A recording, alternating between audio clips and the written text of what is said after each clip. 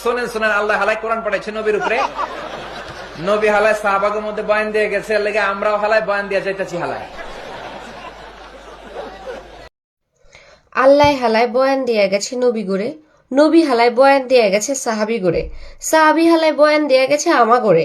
এর লেগা মনে করেন আমি বয়ান দিতাছি আপনা গড়ে। ঠিক এইভাবেই কথাগুলো বলছিল মিজানুর রহমান আজহারী।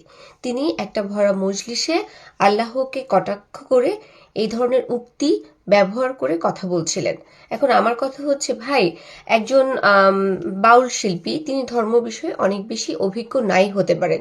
তিনি ধর্মকে নিয়ে বা আল্লাহকে নিয়ে দু চারটা ভুলভাল কথা বলতে পারেন, সেটা মেনে নেওয়া যায়। কিন্তু একজন ধর্ম বিশেষজ্ঞ, মিজানুর রহমান আজহারীকে তো ধর্ম বিশেষজ্ঞই বলা হয়। তিনি মালয়েশিয়া থেকে ধর্মের উপরে পড়াশোনা করে এসেছেন, তাকে ধর্মের স্কলার বলা হয়। তিনি যখন একটা ভরা মজলিসে আল্লাহকে নিয়ে এরকম হাস্য মজা করেন, আল্লাহকে হালাই বলে কটূক্তি করেন, তখন কি এটা ধর্ম অবমাননার মধ্যে পড়ে না?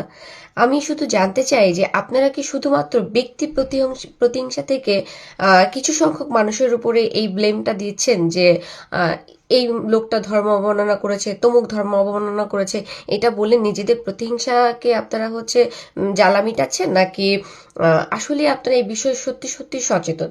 যদি আপনারা নিজেদেরকে আসলেই ধর্ম বিষয়ে অনেক বেশি শক্তিমান মনে করেন এবং মনে করেন যে আপনারা ধর্মকে আগলে রাখতে চান, তাহলে মিজানুর রহমান আজহারী যেটা বলেছেন সেটাও তো ধর্ম অবমাননার মধ্যে পড়ে, নাকি সেটা পড়ে না? নাকি সে আপনাদের লোক বলে তাকে ক্ষমা করে দিচ্ছেন, আর বয়াতি কোনো দলের না বলে তাকে ক্ষমা করছেন না?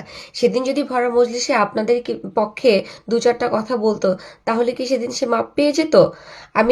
যদি আইন যদি সবার জন্য সমান হয়, তাহলে মিজানুর রহমান আজহারীও ধর্ম অবমাননা করেছেন। আল্লাহকে নিয়ে হাসাহাসি করে যে কটূক্তি ব্যবহার করেছেন, যে শব্দ ব্যবহার করে আল্লাহকে নিয়ে